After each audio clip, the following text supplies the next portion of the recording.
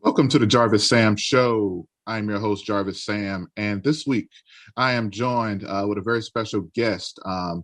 This month I've been focusing on Black entrepreneurs and just the Black Wall Street movement, and I couldn't think of a better person to speak on the Black Wall Street movement and Black entrepreneurship than the gentleman I have opposite of me, Brother JayJones. How you doing?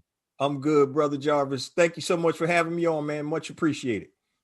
So I've been listening to JayJones. He has this podcast called Black Entrepreneur Blueprint, and it drops every Monday. And I've probably listened to it every episode for the last 3 years, every Monday. So like I was telling Jay before we started recording, man, like I feel like I connect with him every single day or every single week because of the content he delivers, and he's so consistent with the content. It's every Monday, Jay is dropping, and I respect that consistency so much.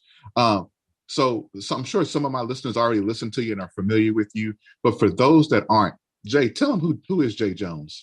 I'm gonna give you the black story, the real quick one. Well, so from Philadelphia, PA, grew up in a middle class family. Parents divorced when I was 7. So I've seen single family household, single parent household. Did what everybody was taught to do: go to high school, go to college, and get a good job. But along the way, my dad was an entrepreneur, so I saw that. And I always knew that eventually I was going to branch out into entrepreneurship. Didn't know exactly what it was at the time. And subsequent to working in the financial services sector as a stockbroker for Dean Witter and Merrill Lynch, then I went out on my own for my first business. Had a lot of failures, built over 17 businesses, 2 multi-million-dollar businesses in the process, a couple of garbage businesses, almost lost it all twice. Mm-hmm.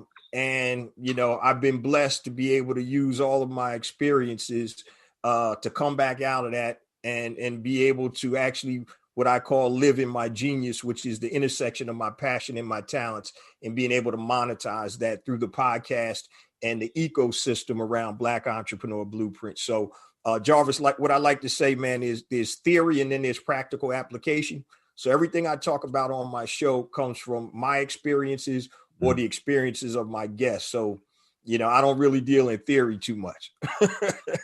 Okay, that's awesome. So you mentioned pinpointing and monetizing your genius. Yeah. Talk to the people about what that means. Give us a little more on that. So that was a concept. It's not a new concept. I just coined that: pinpoint, monetize your genius. The book is coming out, but your genius is the intersection between your passion and your talent. So we all have talents and we all have passions. The problem is we don't know how to monetize that. And so I think if everybody had their druthers, what they would be doing is their genius. They would be making a living from their genius. The problem is we don't know how to do that. And so that actually came about after I almost lost it all for the second time. And I don't know how far you want me to go into that, but I'm transparent, but I almost lost it all when my mortgage business collapsed during the financial crisis of 07 and 08. Mm-hmm. And I had to figure out, I'm laying on the couch looking at the ceiling one day or one evening, and I had to figure out, man, I'm about to lose my home, my cars, everything. Mm-hmm. How am I going to make a comeback, and what is it going to look like? So I started thinking about the things that I like to do. I started thinking about the things that I didn't want to do. I didn't want to have 50 employees anymore at a mortgage business. I didn't want to have a $10,000 a month rent in Center City, Philadelphia. I didn't want to have $150,000, $80,000 a week payroll. I didn't want to have to be in the office all the time. What did I want? I wanted flexibility and freedom to be able to spend time with my wife and my kids. Mm-hmm. I want to have an unlimited income. And so I just thought, I'm like, well, what do I like to do? What am I passionate about, and what am I good at, and how can I combine or intersect those and make money? And so the podcast Black Entrepreneur Blueprint wasn't designed to make money. It was just something cathartic where I was sharing my journey, and it turned into a whole ecosystem. And that's really how that concept started. was me being at the bottom, in the mud, trying to figure out how am I going to rise again and what is that going to look like? Wow. So I know you were in corporate America for a portion of your life. Oh yeah. What was the final straw? Oh man.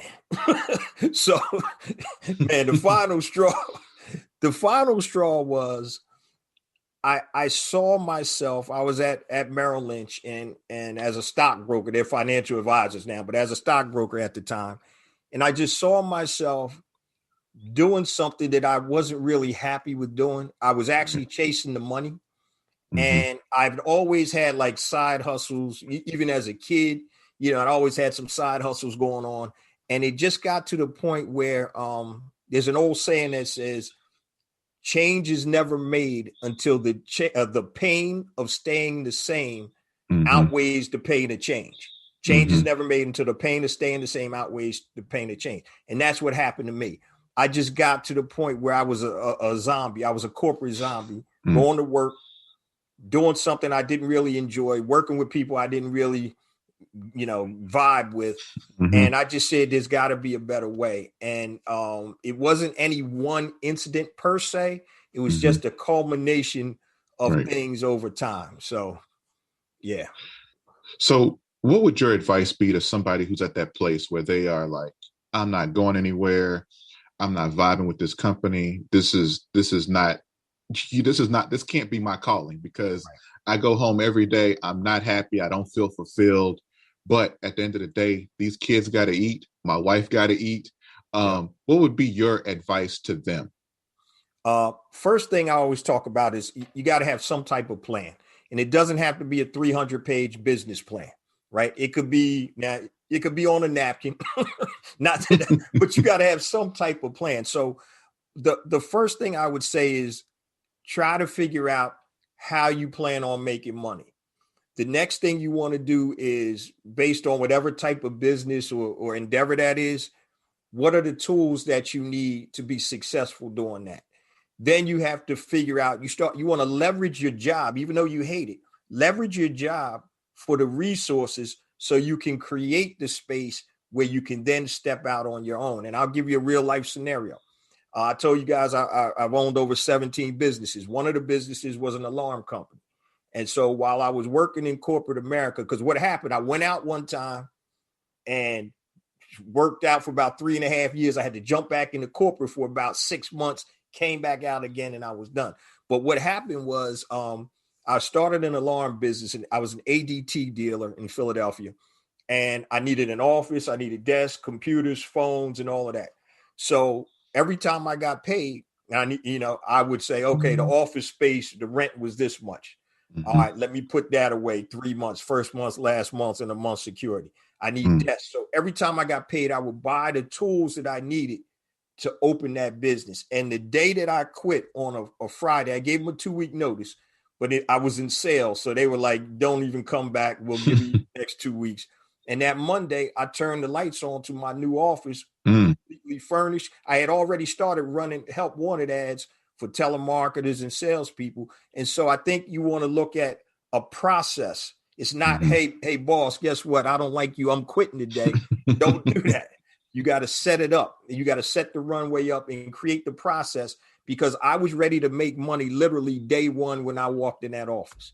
And so I think it's a plan. You need to plan it out strategically, whatever that may be. Right. So you left corporate America and you started, all these businesses and whatnot. What has given you the passion to really leverage all your platforms and everything you do to really influence and inspire the Black community? Like, where'd that passion come from? Well, I always knew at a young age that I was designed for something bigger than just working in corporate America, to hopefully influence people. So I think that was just something innate. And I never knew that it would be this, but I always had a love for my people. I always had a love for justice. And I always had a love for economic empowerment, being able to control, your own destiny. And so I think all of that came from just growing up, seeing my dad as an entrepreneur. And it's funny about my dad, he was an entrepreneur, but he wasn't successful. He had a business and he lost it and he never jumped back on the wagon. Successful business for about 8 years. Some things happened. He was in a different place in his life at the time. And he always said, he said, son, he said, one of my worst regrets is I never got back on the horse. But in terms of what I'm, trying to influence the Black community right now, that actually, Jarvis, was a process of all of my experiences. And it culminated when I said, hey, when I make this comeback, this is what I want to do. This is who I want to talk to. And this is the market I want to serve. It had always been there, but it just, I guess, wasn't the right time for it to come out in the form of the Black Entrepreneur Blueprint podcast and the whole ecosystem. So I knew it was there. And I used to do a lot of, charity stuff. I used to tutor kids. I used to teach entrepreneurship to adults in programs. So I would always do that, but I never did it on my own platform. And I think it really was just a culmination of all my experiences and being at the right time where I was looking to come back. And I said, I got to come back as my true self, I love it. Yeah. So for those of you that are not familiar with his podcast, on his podcast, he gives away content that a lot of people would charge for, information that can be transformational for your situation. If you go back in the archives of his podcast and you're not inspired to start some type of business or have enough information to dig in and do a little more research and start that business yourself, you just ain't got it in you, because the information he's given is more than enough to get you started. So I highly recommend. I know we're going to give all your away everything at the end, all your contact information and how to find you and everything, but that podcast is incredible. Actually, one of my favorite podcasts of yours, you were interviewing this gentleman, and he ended up owning like this janitorial service. Yeah. And he said something that was so powerful, that stuck out, man. I revisit this one a lot, but he said, you have to realize that your job will never pay you what you're worth. Yeah. And so that's why that was like his inspiration to start the janitorial service himself, because now he's going in doing the same thing he was doing for a fraction of that cost. Yep. And now he's becoming a millionaire off of this. He became a billionaire, right? No, I don't think he became a billionaire. Ron, what's Ron? Ron is actually the head of oh gosh, I can't remember. It's the chamber, the U.S. Black Chamber of Commerce. Yeah. I got Ron's last name off the top of my head, but yeah, he had owned a very large janitorial business in multiple states, and multi-million-dollar business. Yeah. And what he did what he was doing that was his corporate America job. Yep. But then it became a skill of his, and he figured out how to, hey, I can buy my own mops, I can buy my own brooms, I can buy my own supplies. Yep. I can market myself to these rich communities that'll pay me what I'm worth. Exactly. And I can charge them because my services are going to be great. So even if you don't think you have like this passion or like, think about what you're doing right now. Yep. Can I do what I'm doing right now independently? Exactly. And provide a better quality of life for myself and my family based on the skill? Because here's how I've always looked at corporate America jobs, especially if it's a corporate America job that's pretty decent. Like if it's a sales job, if it's, whether you're in human resources, no matter what kind of corporate America job you have, your customer service, whatever it is, you're getting a skill. Right. And so you should look at your job as like this paid internship to train you to go do. And that's exactly what that brother Ron did. Yeah. He let this other corporate company train him on how to clean, how to do everything. And then this brother say, you know what? I can do this for myself. That's it. So I don't think he grew up thinking, hey, I'm gonna own a janitorial company. Right. But he said, I'm a pretty damn good janitor. So let me go on. You get what I'm worth for being a janitor. That's it. I think that's a way that as, you know, because I don't think any Black person that's true to themselves is really happy reporting to a corporate America job day in and day out, listening to folks try to tell you what you're not doing right, or you need to stay late and finish this report, and your kids need you at home, your wife needs you at home, your husband needs you at home. Like, it's bad. I don't think so. You know, so Black people, be real with yourself. Like, am I really happy here? And like Jay said, that does not. We are not advocating for you to walk in your boss's office right now and say, you know what, I ain't happy. That's not what we're saying.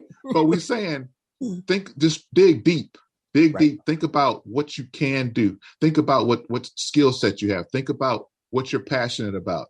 I mean, you may not be able to have a career if all you're passionate about is rap music. Right. Because we got enough rappers. Right. So what's your skill set? Tap into the skill set a little more. You got it. But let me just add this to what you're saying, man.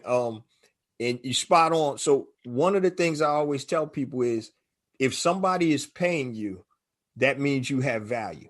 So if you're a janitor, as we use, somebody's paying that janitor, that means that person has value to that organization. So if somebody is paying you, I don't care if it's $5 an hour or $50 an hour, you have value. So figure out a way you can take that value and harness it for yourself and create your own income or create your own revenue streams. Yeah, that's beautiful.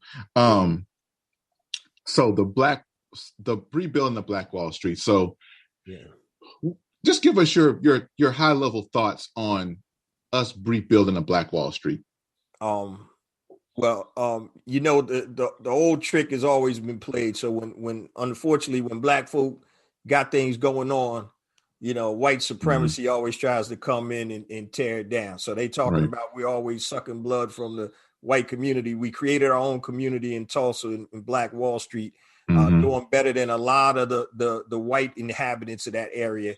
And so they used a fake incident between Dickie Rowland. Just so people aren't familiar, Dickie Rowland was a young brother that went into in downtown Tulsa in an elevator. The elevator operator, Sarah Page, was in the elevator, and supposedly he tripped going into the elevator and touched her arm trying to grab himself. He cried, you know, oh, this guy's attacking me. He hauls it out. They bring him back. Big confrontation at the courthouse. And then that night and the next day, that's when they tore down Black Wall Street.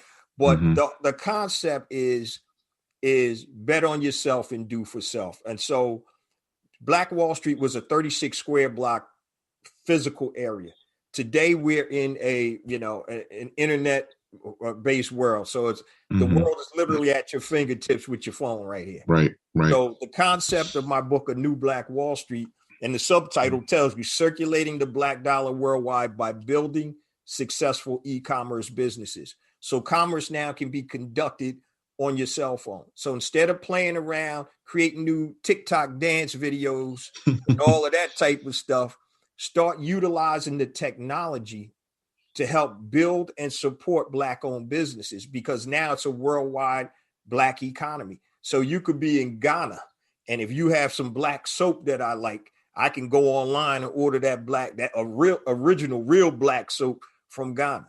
You don't have to be there. And I think it's a conscious effort for us to start building and supporting Black-owned businesses and leveraging the technology that we have and use more than anybody else. You know, Twitter, we're on social media more than anybody. Statistics show, Nielsen shows.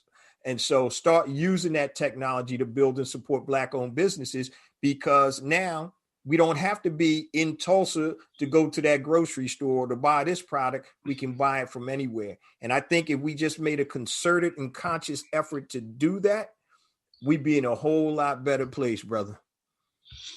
Yeah. I think one of the biggest things is that the support of the Black business, right? We don't go out of our way to support Black businesses. And that's where the huge problem is. I love the fact that you started this website called the Black Freelancer.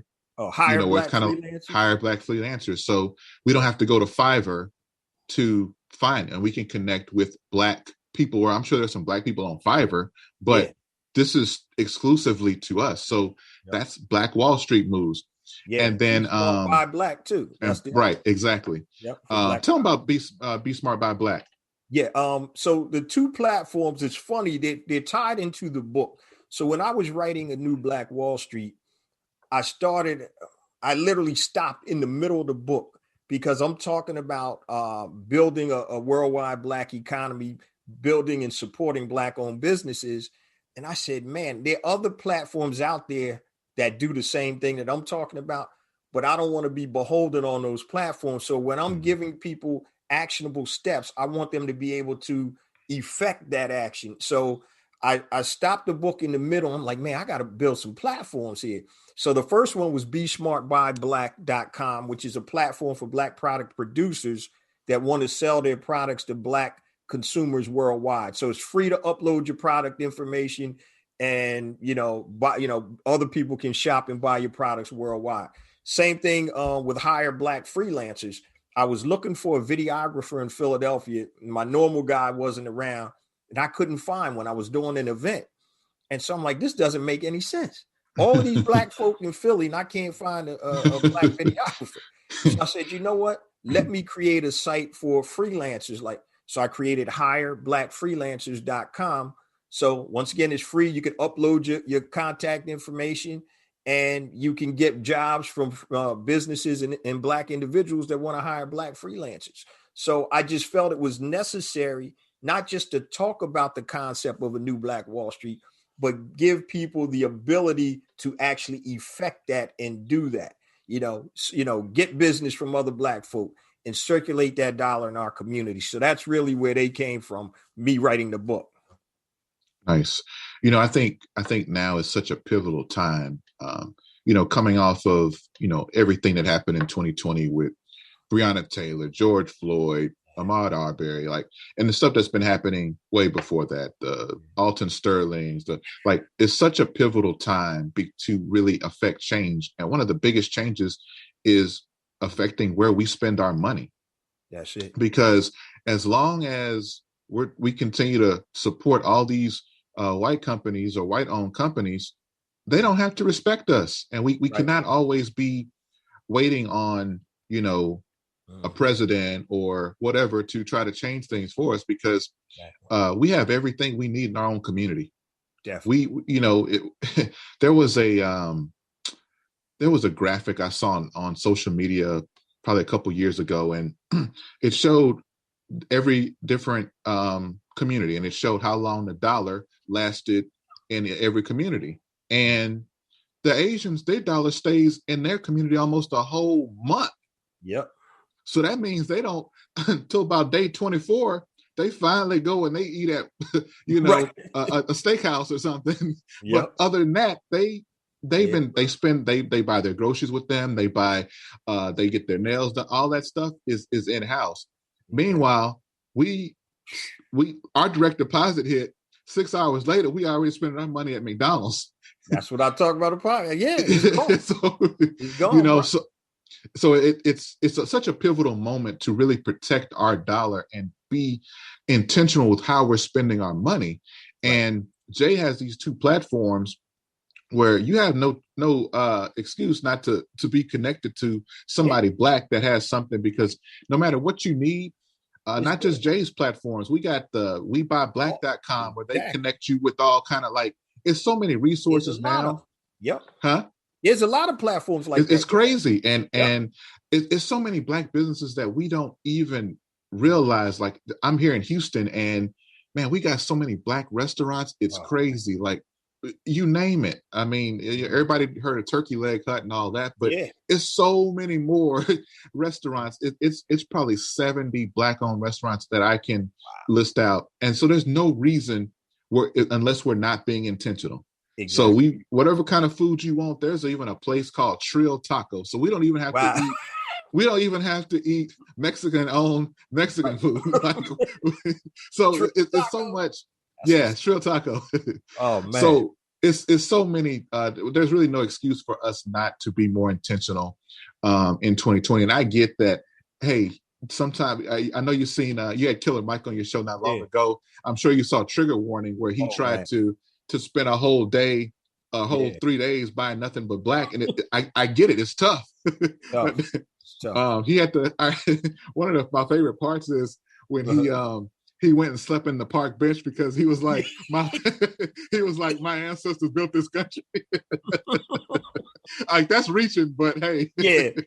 Yeah, that was I'll take it. I'll take it. Oh, that's But funny. anywho, so anyway, back to 2020, man. 2020 brought some unique challenges. We talked about, the social justice movement and whatnot, but the pandemic hit, and it was something that I know nobody planned for. I didn't even know there was such thing as pandemic insurance until Me neither, bro. until last year, because it's something that we hadn't seen, in over a century. Right. So as a business owner, how were your businesses affected? How did you have to pivot as a business owner to ensure that your businesses don't sink? That's a great question, brother. Luckily, the only faction of my business that suffered is my speaking, because I literally was on a tour when that came out. The pandemic. I was scheduled to be in Charlotte and a couple other cities right before they shut everything down for the most part. But the rest of my business is more e-commerce based business. So I did one episode titled Indestructible Income, right? So indestructible income is income where people can't sabotage it or take it away from you. So I always like to say, and you're not going to start off like this, but if you have an income stream in a good economy, a bad economy, and a neutral economy, you're going to have money either way. So for example, if you're a lawyer and it's a good economy, right? People buying houses like crazy. That means you could switch your practice over to, doing settlements or closings. All right. It's a bad economy. People are losing jobs. You can be a foreclosure attorney or bankruptcy. Right. Yeah. So, and in a neutral economy, that's just the norm right there. But you want to have multiple streams of income. And unfortunately, like you said, bro, with the pandemic, nobody saw that coming. But what I'm hoping is that people understand and realize now what can happen and that they prepare for that. And so one of the easiest businesses, and I talk about it all the time, not easy, but it's a low barrier to get into, is e-commerce of some form or fashion. And you can do that while you have a full-time 9-to-5 job. So you always want to have multiple streams of income. And if the pandemic hasn't taught taught anybody that, I can't help you. Exactly. You just ain't got it. You just ain't got it. Right. So, everybody sees, JayJones, the serial entrepreneur, the podcaster, and all that, and see the success. Talk about your struggles along the way. Like, what struggles did you have, and just talk about how you overcame those struggles. How much time you got, man? Hey, man, as long as you got.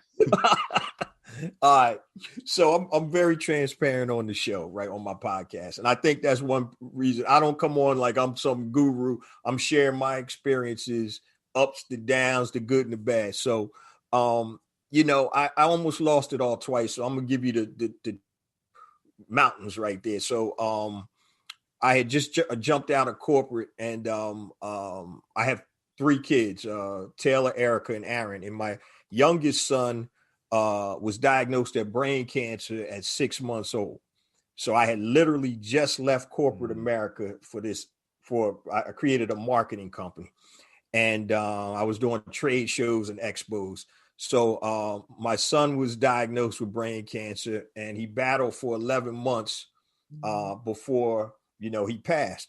And so my wife at the time was a school teacher, and her income and her benefits were really, that was whole, I just started. So, when a new business, man, your thing is like that. And so when my son was sick, my wife had to stop working, and I have a new fledgling business that's not making any consistent money, pop here, pop there. And so what happened was, when my wife stopped working, then, we had to pay Cobra, pick up the insurance. I was behind on everything, man. And it was crazy.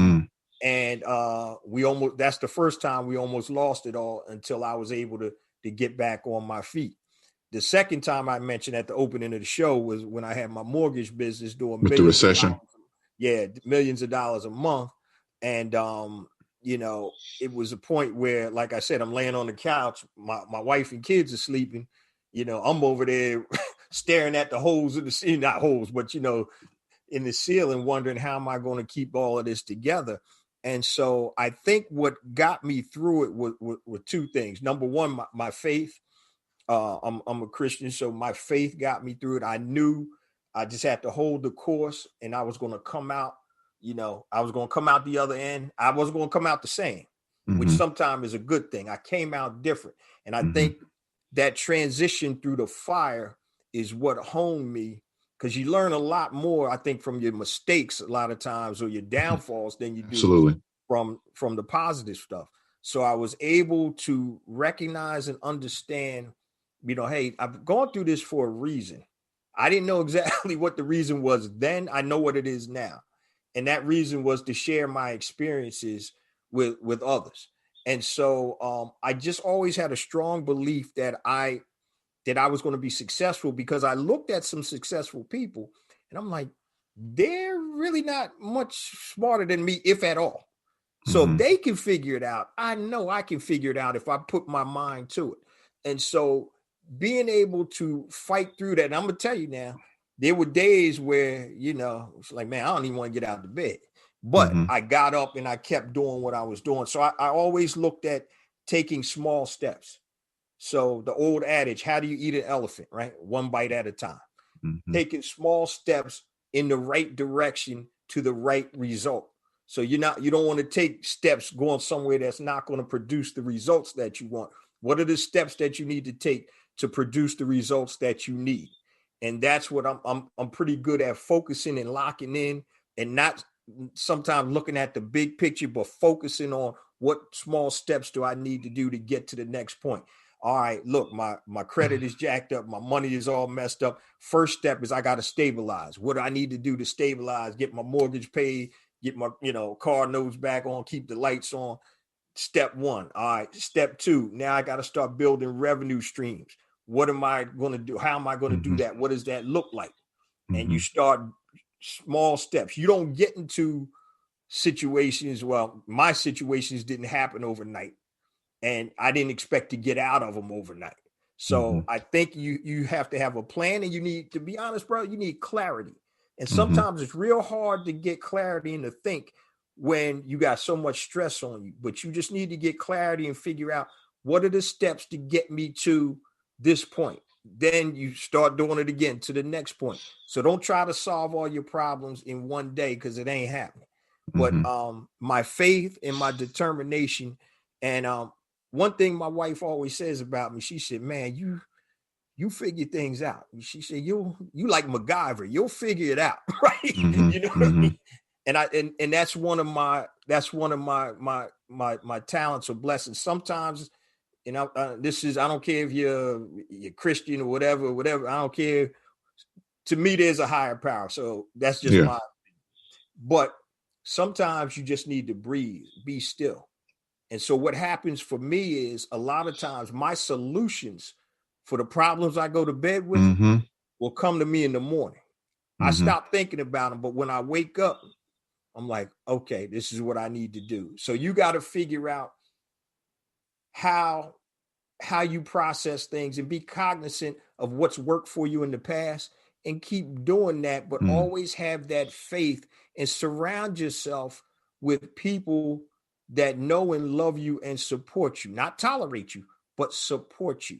Because when you're going through stuff like that, you got to have that support. You know what I mean? And sometimes, I hate to say it, the support might not even be in the house with you. It might not be your wife or your husband or your partner or whatever. So be cognizant of who people are. People fall into different categories. And I did a show, family, friends, foes, and fools. And a lot of them can hit multiple categories. You can have a family member that's a fool. That's a fool. Right. So you got to know who they are. But I would just say in a nutshell, man, you gotta have faith, and you have to have an action plan, and know that, today isn't the rest of your life. You could have screwed up and lost it all, but guess what? Right. You can get it back if you understand Right. what you did wrong. That's so true. Yeah. So, I heard you talk about your family. I heard you talk about faith. Mm-hmm. Does Jay Jones have a mentor, or do you have somebody that you look up to, or that kind of has guided you? Oh, I got several, man. One of my mentors passed away unexpectedly. My man George Curry, good brother, man. He died about a year and a half ago. He's my biggest mentor, was my biggest mentor. And then I have, I guess what you could say, contemporaries, or almost like an advisory group that, not formal, but that I run things by, about 4 or 5 people that I usually run things by. Some people are experts in this field. Let me go run that to that person. But I'm always learning, though, man. So you can't teach if you don't learn. So I'm a voracious reader. I love information. So I'm always looking at, and I can learn from anybody, man. But I just kind of have a small, like, advisory board of tried and true people that have been with me, or for a while, that understand what I'm trying to accomplish, and they've been successful in their own right in different fields. Okay, that's good stuff. So, when with being an entrepreneur, so it's different. When you work in corporate America, as long as you don't get fired, every other Friday you got something hitting your direct deposit. That's it. As an entrepreneur, you eat what you kill, right? And your family eats what you kill. So you got that going on. As trying to balance family time, trying to stay sane and everything. How do you manage, like, your mental health? Like, what do you do to kind of keep a good, fresh mental health, and kind of keep yourself going? That's a great question. So in the mornings, right, I'm not going to say I'm up out of the bed at 5 every morning, but I'm awake by 4:30, 5. I'm awake. And excuse me. So what I'll do is, either if I'm laying in the bed, or I'll get up and I'll come into my living room, and I'll sit down and I'll just think. People may call it meditate. I'll just think. These are the things I already know what I need to do from the night before. I always plan my day at least the night in advance. So I'll just think, these are the things I need to focus on. This is the mindset and mind frame I need to be in. And I'll do some exercise. Now with this, I'm in the Northeast, so this winter is crazy. So I'm not out there running in the park like I normally do now. But exercise and take time to think and decompress. I think as entrepreneurs, a lot of times we're always going, thinking. Sometimes you got to pull back and just, be still and think. So the 3 things an entrepreneur does is think, create, and execute. Thinking is the easiest, but a lot of times we don't focus on that because we're so busy doing. Creating is a little harder, and the execution is the hardest. But I think you need to take your time, man, and just give yourself 30 minutes in the morning, 15 minutes, or it could be in the evening, depending upon how you function, and just sit back and breathe. Shut your freaking phone off, turn the television off, and just sit there, eyes closed or whatever, just meditate. And I think that's something that helps me move forward, because I got a lot of moving parts that are going on. And, but that's just, that's the way I function. So that's normal for me. So, yeah. So you got to figure out what works for you. Right. Yeah. And then before we get out of here, what's like your biggest, what motivates you? What keeps you going? Like, how do you not, say, what, to hell with all this. Like, I want to have an easier life, or what keeps you going? Love, man. Love. Yeah. I was motivated. Michael Jordan always said, when his coach cut him from his 10th grade team or whatever, that motivated him. And I used to be the exact same way. I'm going to show you. You don't think I can do this? I'm going to build this business. And then I started, that wears you out. That taxes you. I said, let me flip that over and turn it to love. I'm doing this because I love my family. I want to build a legacy for my family. I want to help my people. And so that love is what motivates me. So when I think about what I can do for, the Black community, I mean, you're my brother. You just like me. You're my brother. Somebody else, that's my sister. So what can I do to be able to help impact the community that I love? I love everybody, but I especially love you. You know what I mean? Because you just like me. And so that love is what motivates me. And I've said this on the show several times. One of my favorite uncles passed away and of cancer. This was years ago. And I asked my aunt, and we were talking one day. I said, what did Unc say, before you transition? And she said his last words were, "Did I contribute?" He said it twice. Did I contribute? And that always stuck with me. So on his way, his transition, he wanted to know, did he help others? Did he contribute to other people? And that always stuck with me. And so I always want to be able to contribute to the positive for our community. So everything that I do, I'm a businessman. Of course, I'm in business to make money, but that's not the overarching concept that drives me. The true thing that drives me is a love for my people and a love to be able to share my experiences and to help others elevate if they're looking, to build and grow their business. That's what drives me, man. That's awesome, man. Man, I appreciate you, man. So thank you so much for joining us today. Jay, tell the people, all these awesome resources you have, all your social media handles and everything. Let people know where they can find you. And of course, I'll post it in the description of everything. Cool. But let people know where they can find you. See if I can remember all of them. All right. So I'm going to give you a catch-all site, right? But then I'll break it down. If you go to bebconnect.com, that's like Black Entrepreneur Blueprint, bebconnect.com. And on that site, it's a page on my site. You'll have all my social media links and you'll have all of my resource links. So Facebook, you can go to Black Entrepreneur Blueprint. Instagram, JayJones, JayJones, the number 4, REAL. Twitter, JayJones001. If anybody's on what's the new the audio thing? Clubhouse. Clubhouse, yeah. At Clubhouse, I'm at IAmJayJones. You can go, that's my social media. BEB Connect is really where you need to go. Now, for all the other stuff, my book, A New Black Wall Street, that's anewblackwallstreet.com. I also have a Black Entrepreneur Blueprint Academy where I have all my courses and trainings. So you can go to bebacademy.com. I also have another program, which if you want to look, get into e-commerce, it's called Brand Builder Academy Elite, bbaelite.com. That actually corresponds with the book, A New Black Wall Street. HireBlackFreelancers.com. If you're a freelancer, BeSmartByBlack.com. And I think that's pretty much it. But just go to bebconnect.com and all of that information that I just said and the links will be there for you. All right. Well, thank you, brother, for being here. Folks, if you reach out with me, I'm on Instagram, JarvisSam_.